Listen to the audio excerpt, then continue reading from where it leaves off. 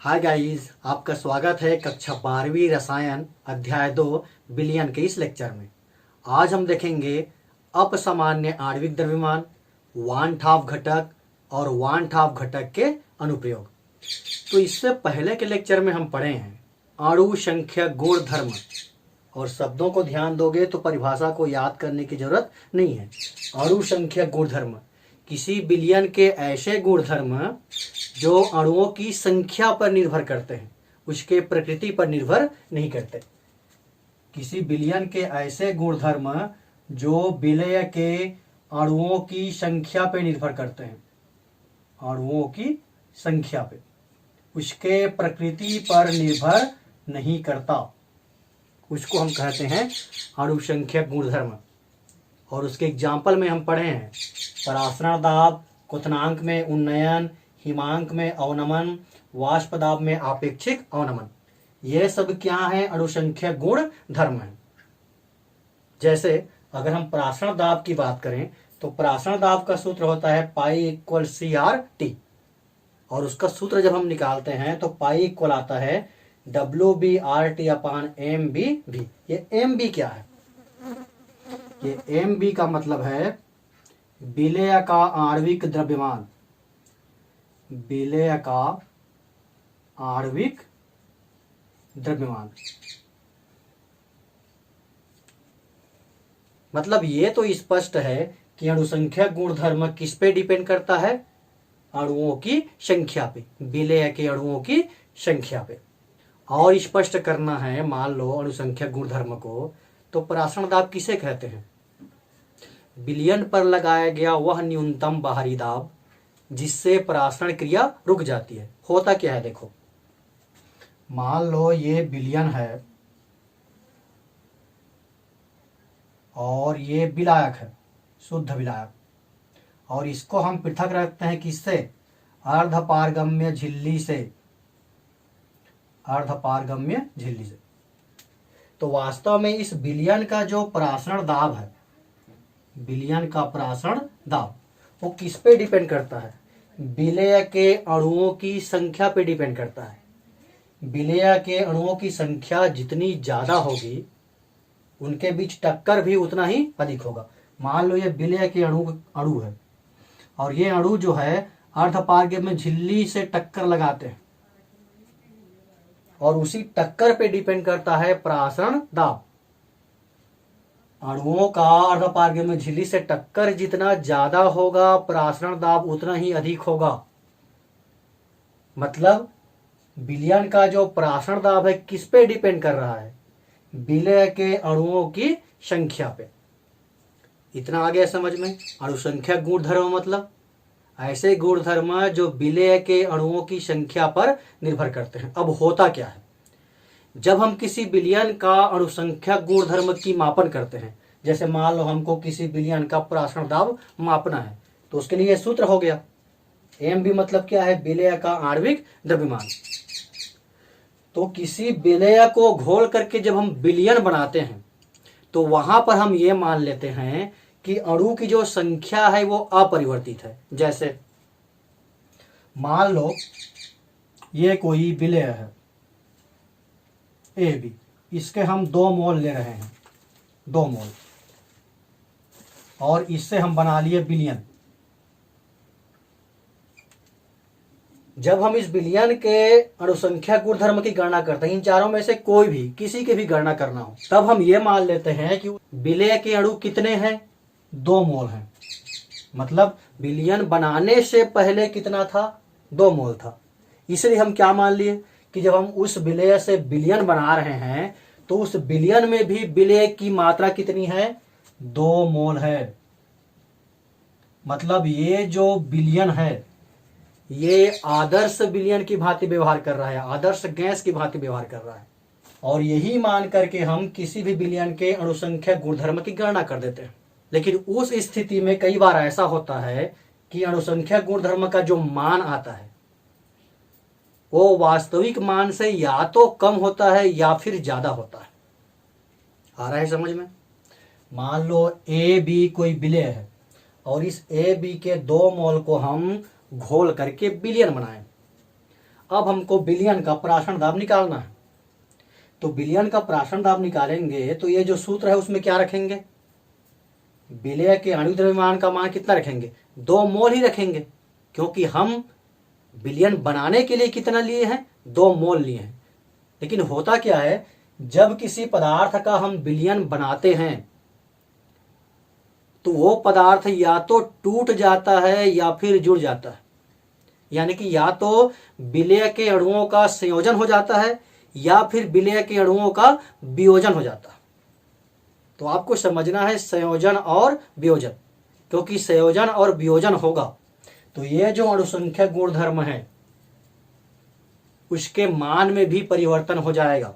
जैसे मान लो हम एसिटिक अम्ल का बेंजीन में विलयन बनाते हैं, एसिटिक अम्ल का बेंजीन में विलयन बना रहे हैं,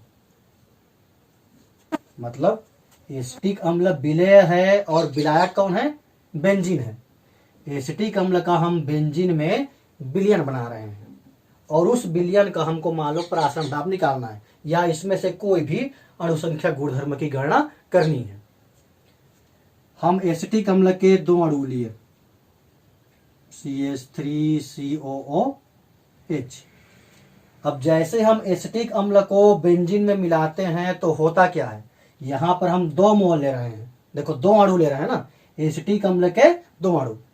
लेकिन जब इसका हम विलयन बनाते हैं तो होता क्या है, हो गया CH3C डबल बॉन्ड O और H, ये हो गया एसिटिक अम्ल का पहला अणु। अब इसी का जो दूसरा अणु है वो इसके साथ हाइड्रोजन बंध बना लेता है, दूसरा अणु कहेंगे तो ये हाइड्रोजन बंध बना लिया, HO, ये O डबल बॉन्ड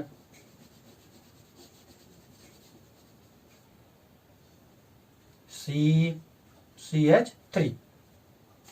अब यहां पर तो हम 2 अणु लिए थे, लेकिन जैसे ही उसका विलयन बनाए 1 अणु बन गया। अब गणना क्या मान के किए हैं, कोई भी अणुसंख्यक गुणधर्म की गणना करेंगे, चाहे प्राशन दाब हो या फिर कोई भी अणुसंख्यक गुणधर्म हो, वहां पर हम क्या मानेंगे कि हम एसिटिक अम्ल के 2 अणु लिए हैं और इस 2 अणु के आधार पे हम उसकी गणना करेंगे। लेकिन वास्तव में विलयन में एसिटिक अम्ल के 2 अणु के जगह में क्या है, केवल 1 अणु है। तो अणु की संख्या बदल रही है, मतलब अणुसंख्यक गुणधर्म का मान भी क्या होगा, बदल जाएगा, होगा ना।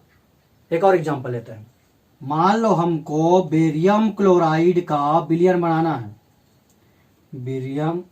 बेरियम क्लोराइड का विलयन। बेरियम क्लोराइड का हम विलयन बनाए, जब विलयन बना तब क्या हुआ, देखो ये बेरियम 2+ और ये क्लोरीन 1-, ये विलयन बनाने के पहले की बात है। मतलब हम बेरियम क्लोराइड का कितना अणु ले रहे हैं, तो यहां पर हम ले रहे हैं 1 अणु। लेकिन जैसे ही हम बेरियम क्लोराइड का विलयन बनाए तो कितने अणु हो गए, ये 2 और ये 1, 3 अणु हो गया। मतलब आपको यहां तक ये समझना है कि जब हम किसी विलयन के अणुसंख्यक गुणधर्म की गणना करते हैं तो वहां पर हम ये मान लेते हैं कि जब किसी पदार्थ का विलयन बनाया जाता है तो उस पदार्थ के अणुओं की संख्या में विलयन बनाने से कोई अंतर नहीं आता। मतलब विलेय पदार्थ के अणुओं की जो संख्या है वो विलयन बनाने से पहले जितना रहता है उतना ही विलयन बनाने के बाद भी रहता है। लेकिन वास्तव में ऐसा नहीं होता। जब हम किसी विलेय पदार्थ का विलयन बनाते हैं तो उसके अणुओं की संख्या या तो बढ़ जाती है या फिर घट जाता है। क्यों बढ़ता है, क्यों घटता है? क्योंकि विलेय पदार्थ का या तो संयोजन हो जाता है या फिर वियोजन हो जाता है। यहां पर जो एग्जांपल है देखो, एसिटिक अम्ल का जब हम बेंजीन में विलयन बना रहे हैं तो एसिटिक अम्ल के 2 अणु आपस में जुड़ गए तो इसको हम कहते हैं अणुओं का संयोजन। यहां पर एसिटिक अम्ल के 2 अणु आपस में जुड़ गए ना, तो इसको हम कहेंगे अणुओं का संयोजन। और संयोजन होने से अणुओं की संख्या कम हो रही है कि बढ़ रही है? यहां पर विलयन बनाने के पहले एसिटिक अम्ल के 2 अणु थे, लेकिन जैसे हम एसिटिक अम्ल का विलयन बनाए उसके 2 अणु आपस में जुड़ गए, संयोजित हो गए, तो अणुओं की संख्या क्या हो गई? कम हो गई। मतलब जब विलेय पदार्थ के अणुओं का संयोजन होता है तो अणुओं की संख्या कम हो जाती है, और अणुओं की संख्या कम होती है तो अणुसंख्या गुणधर्म भी कम हो जाता है। यहां पर संयोजन होने से क्या हुआ? विलेय पदार्थ के अणुओं की संख्या कम हो गई। इसको ध्यान दो, जैसे ही संयोजन हुआ विलेय पदार्थ के अणुओं की संख्या ये कम हो गया, और अणुओं की संख्या कम होगा तो अणुसंख्या गुणधर्म भी कम हो जाएगा। अणुओं की संख्या कम हुआ मतलब अणुसंख्यक गुणधर्म भी कम हो गया, क्योंकि अणुसंख्यक गुणधर्म किस पे निर्भर करता है? अणुओं की संख्या पे। अब अणुसंख्यक गुणधर्म अगर कम हुआ तो आणविक द्रव्यमान जो है बढ़ जाएगा, आणविक द्रव्यमान बढ़ जाएगा, अधिक हो जाएगा। क्यों ऐसा होता है? क्योंकि अणुसंख्यक गुणधर्म जो है आणविक द्रव्यमान का व्युत्क्रमानुपाती होता है। आप कोई भी सूत्र देख लो, ये जो आणविक द्रव्यमान है ये अणुसंख्यक गुणधर्म का व्युत्क्रमानुपाती होता है, अणुसंख्यक गुणधर्म का। जैसे अभी हम प्रासरण दाब का सूत्र लिखे थे, पाई इक्वल, तो नीचे में आया था एम बी, यानी कि अणुसंख्यक गुणधर्म आणविक द्रव्यमान का व्युत्क्रमानुपाती होता है। बेरियम क्लोराइड का विलयन बनाया तो क्या हुआ? यहां पर बेरियम क्लोराइड का एक अणु है, विलयन बनाने के पहले की बात हम कर रहे हैं। जैसे हम बेरियम क्लोराइड का विलयन बनाए, यहां पर 3 अणु बन गया, एक बेरियम आयन का और 2 क्लोराइड आयन का, यानी कि इसको हम कहते हैं वियोजन, अणुओं का टूटना। वियोजन मतलब होता है टूटना, अणुओं का टूटना। बेरियम क्लोराइड का विलयन बनाया तो उसका वियोजन हुआ, और वियोजन होने से क्या हुआ? अणुओं की संख्या बढ़ गई। अणुओं की संख्या बढ़ेगी तो अणुसंख्या गुणधर्म बढ़ेगा, और अणुसंख्या गुणधर्म बढ़ेगा तो आणविक द्रव्यमान जो है कम हो जाएगा। मतलब जितना होना चाहिए आणविक द्रव्यमान किसका? विलेय का, उससे कम हो जाएगा। अब यहां पर अणुओं की संख्या की जो गिनती कर रहे हैं उससे कंफ्यूज नहीं होना है। ये बेरियम क्लोराइड है, ये बेरियम आयन है और ये क्लोराइड आयन है, क्योंकि अणुसंख्या गुणधर्म किस पे डिपेंड करता है? अणुओं की संख्या पे, उसके प्रकृति पे डिपेंड नहीं करता। इनके प्रकृति से हमको कोई मतलब नहीं है, हमको मतलब है केवल इनके अणुओं की संख्या से। अभी तक हम जो पढ़े उसका सारांश क्या है? जब हम किसी विलयन के अणुसंख्यक गुणधर्म का मापन करते हैं तो वहां पर हम ये मान लेते हैं कि विलेय पदार्थ के अणुओं की संख्या अपरिवर्तित रहती है। मतलब विलयन बनाने के पहले जितना अणुओं की संख्या रहता है उतनी ही संख्या विलयन बनाने के बाद में भी रहता है। लेकिन जब हम किसी पदार्थ का विलयन बनाते हैं तो उस पदार्थ के अणुओं का या तो संयोजन हो जाता है, मतलब अणु आपस में जुड़ जाते हैं, या फिर अणुओं का वियोजन हो जाता है, मतलब अणु जो है टूट जाते हैं। तो अणुओं के संयोजन या फिर वियोजन से अणुओं की संख्या परिवर्तित हो जाती है, और अणुओं की संख्या परिवर्तित होगी तो अणुसंख्या गुणधर्म भी परिवर्तित हो जाएगा। इसका तात्पर्य यह हुआ कि किसी विलयन के अणुसंख्यक गुणधर्म का जो प्रेक्षित मान है, प्रायोगिक मान है, वो उसके सैद्धांतिक मान से अलग होगा, या तो कम होगा या फिर ज्यादा होगा। किसके कारण हो रहा है? अणुओं के वियोजन या संयोजन के कारण। तो वान ठाप ने क्या किया? वान ठाप ने किसी विलयन में अणुओं के वियोजन या संयोजन की सीमा ज्ञात करने के लिए एक घटक प्रतिपादित किया, एक फैक्टर दिया, जिसको हम कहते हैं वान ठाप घटक, और इसको हम आई से प्रदर्शित करते हैं।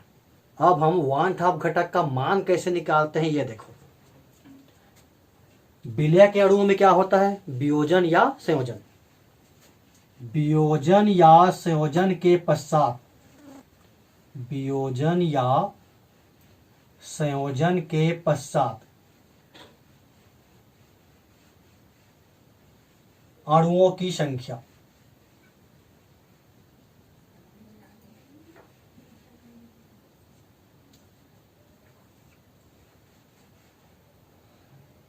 अपान वियोजन या संयोजन के पूर्व, वियोजन या संयोजन के पूर्व अणुओं की संख्या।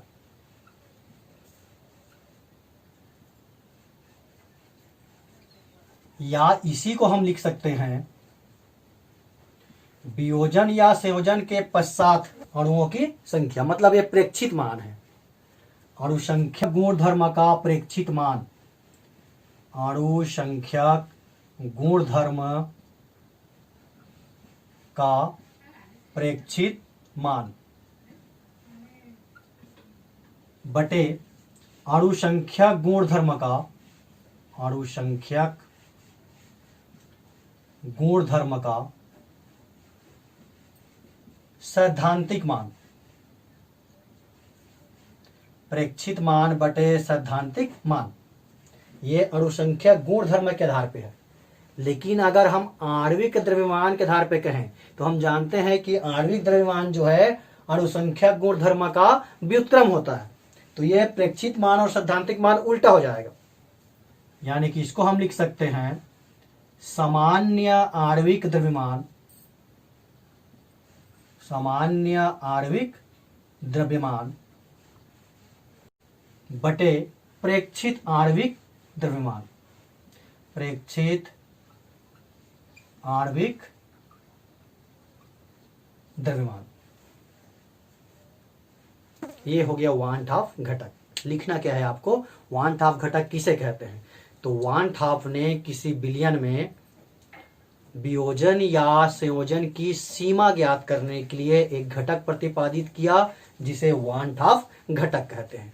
और वान थाफ घटक आई बराबर होता है वियोजन या संयोजन के पश्चात अणुओं की संख्या बटे वियोजन या संयोजन के पूर्व अणुओं की संख्या। चलिए इसी को हम एग्जाम्पल की सहायता से और थोड़ा सा स्पष्ट करने का प्रयास करते हैं। अभी जैसे हम एग्जाम्पल लिए थे कि एसिटिक अम्ल का हम बेंजीन में विलयन बनाते हैं तो क्या होता है,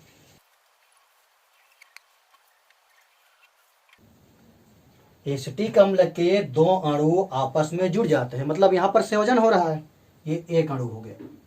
तो अगर हम इसके आधार पे हम अणुसंख्यक गुणधर्म निकालेंगे तो अणुसंख्यक गुणधर्म कितना होगा। मान लो हम इस विलयन का परासरण दाब निकालना चाहते हैं तो परासरण दाब का सूत्र क्या होता है, पाई इक्वल CRT। इस सूत्र के आधार पे हम निकालेंगे तो वहां पर विलयन बनाने के पहले हमारे पास विलय अणुओं की संख्या जितनी थी उसके आधार पे निकालेंगे। लेकिन ये मान जो है या तो कम होगा या फिर ज्यादा होगा वास्तविक मान के। तो वास्तविक मान कैसे निकालेंगे, तो इस विलयन के लिए अगर हम घटक I निकालें तो घटक I बराबर क्या होगा, देखो घटक I बराबर होता है वियोजन या संयोजन के पश्चात अणुओं की संख्या। तो यहां पर संयोजन के पश्चात अणु की संख्या कितना हो गया, 1, और वियोजन या संयोजन के पूर्व अणुओं की संख्या तो यहां पर हो गया 2। संयोजन के पूर्व अणुओं की संख्या 2 था ना, और संयोजन के बाद कितना हो गया, 1 हो गया।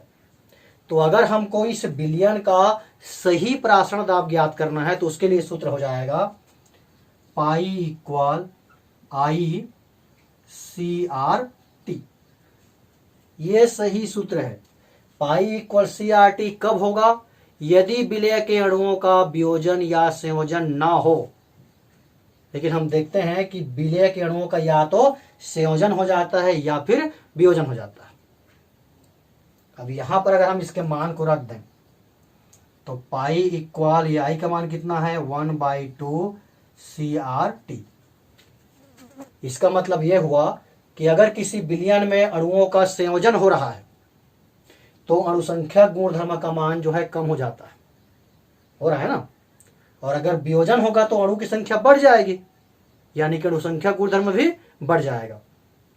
और वान हाफ घटक की सबसे अच्छी बात यह है, ये जो वान हाफ घटक आई है इसका मान सभी अणुसंख्या गुणधर्म के लिए एक समान होता है। ऐसा नहीं है कि परासरण दाब के लिए आई का मान अलग होगा, क्वथनांक में उन्नयन के लिए अलग हो जाएगा। जितने भी अणुसंख्या गुणधर्म होते हैं सभी अणुसंख्या गुणधर्म के लिए किसी विलयन का जो वान हाफ घटक आई है वो निश्चित होता है। तो वान हाफ घटक की सहायता से हम किसी विलयन के अणुसंख्या गुणधर्म का शुद्ध मान ज्ञात कर सकते हैं। अब हम देखते हैं वान हाफ घटक के अनुप्रयोग। तो वान हाफ घटक का पहला अनुप्रयोग होता है संगुणन की कोटि ज्ञात करना। अब ये संगुणन की कोटि क्या चीज है? तो किसी विलयन में उपस्थित कुल अणुओं में से, मान लो ये कोई विलयन है और इसमें बहुत सारे विलय के अणु हैं, तो किसी विलयन में उपस्थित कुल अणुओं में से अणुओं का वह भाग जिसका संयोजन हो उसको हम कहते हैं संगुणन की कोटि। अब संगुणन की कोटि कैसे ज्ञात करते हैं ये देख लो। मान लो किसी विलयन में संयोजन हो रहा है, माना कि किसी विलयन में संयोजन होता है, किसी विलयन में संयोजन होता है। अब इसे हम किस प्रकार से व्यक्त करेंगे? मान लो कोई विलय ए है और इसके n मोल हैं। विलय ए के n मोल को घोल करके विलयन बनाया जाए, मतलब विलय ए के अणुओं की संख्या कितना है? n है। ये जो है संयोजन के पूर्व है, संयोजन के पूर्व।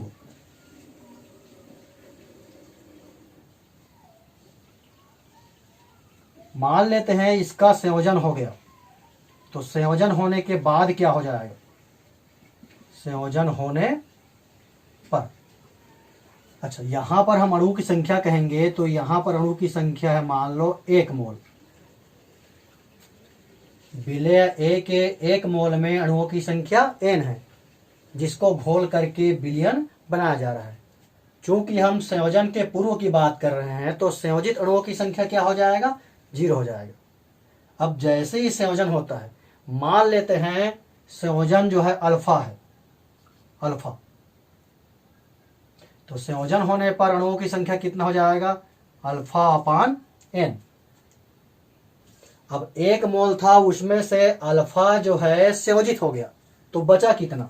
तो ये बचा 1 माइनस अल्फा।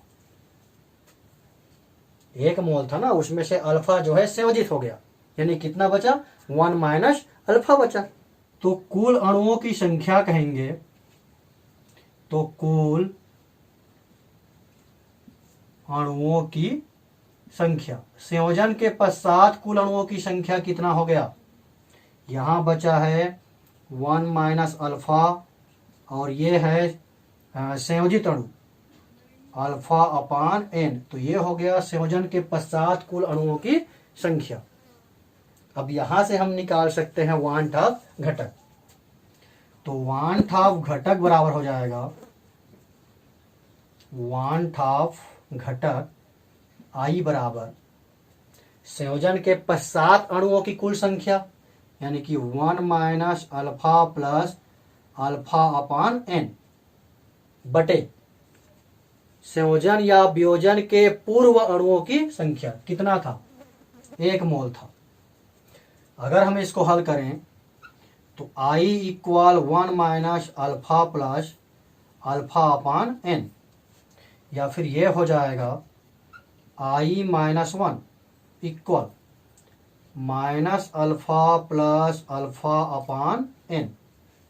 यहां से अल्फा को अगर हम कॉमन निकाल दें तो ये बचेगा -1 प्लस 1 अपान n। इसको और हल कर लो, अल्फा माइनस n प्लस 1 अपान n, यानी कि इसको हम क्या लिख सकते हैं? I माइनस 1 इक्वल अल्फा, ये माइनस n प्लस 1 है उसको कर लो 1 माइनस n अपान n, यानी कि अल्फा बराबर क्या हो गया? I minus 1 into n upon 1 minus n। तो इस सूत्र की सहायता से हम निकाल सकते हैं समगुणन की कोटि। अब हम देखते हैं दूसरा अनुप्रयोग, वियोजन की कोटि ज्ञात करना। तो वियोजन की कोटि ज्ञात करना है तो उसके लिए हम मान लेते हैं, माना कि ए बी एक विद्युत अपघट्य है, ए बी एक विद्युत अपघट्य है तथा विलयन बनाने पर, ए बी का जब हम विलयन बनाते हैं, विलयन बनाने पर वियोजन की मात्रा अल्फा है, वियोजन की मात्रा अल्फा है। तो इसको हम कैसे लिखेंगे, देखो ए बी है, जब इसका हम विलयन बनाते हैं तो ये विभक्त हो जाता है ए प्लस आयन और बी माइनस आयन, क्योंकि ये विद्युत अपघट्य है। तो यहां पर वियोजन हो रहा है तो अणुओं की संख्या क्या हो गई, बढ़ गई। मान लो हम प्रारंभ में ए बी का 1 मोल लेते हैं, प्रारंभ में, यानी कि विलयन का जब वियोजन नहीं हुआ है तब प्रारंभ में हम ए बी का 1 मोल लिए, चूंकि वियोजन नहीं हुआ है तो ये 0 होगा और ये 0 होगा। अब हम माने हैं वियोजन की मात्रा अल्फा है, मतलब वियोजन जब हुआ, वियोजन के पश्चात कह सकते हैं, वियोजन की मात्रा अल्फा माने हैं तो ये अल्फा हो गया और ये अल्फा हो गया। अब 1 मोल में से अल्फा जो है वियोजित हो गया तो कितना बचा, ये बचा 1 माइनस अल्फा। तो यहां से हम निकाल सकते हैं वियोजन के पश्चात कुल अणुओं की संख्या, वियोजन के पश्चात कुल अणुओं की संख्या, कुल अणुओं की संख्या वियोजन के पश्चात, ये है 1 माइनस अल्फा, ये है अल्फा और ये भी है अल्फा। ये minus alpha plus alpha cancel, यानी क्या बचा हमारे पास 1 प्लस अल्फा। यहां से हम निकाल सकते हैं वांट हाफ घटक, वांट हाफ घटक आई इक्वल, सूत्र पढ़े हैं ना, वियोजन के पश्चात कुल अणुओं की संख्या बटे वियोजन के पूर्व कुल अणुओं की संख्या।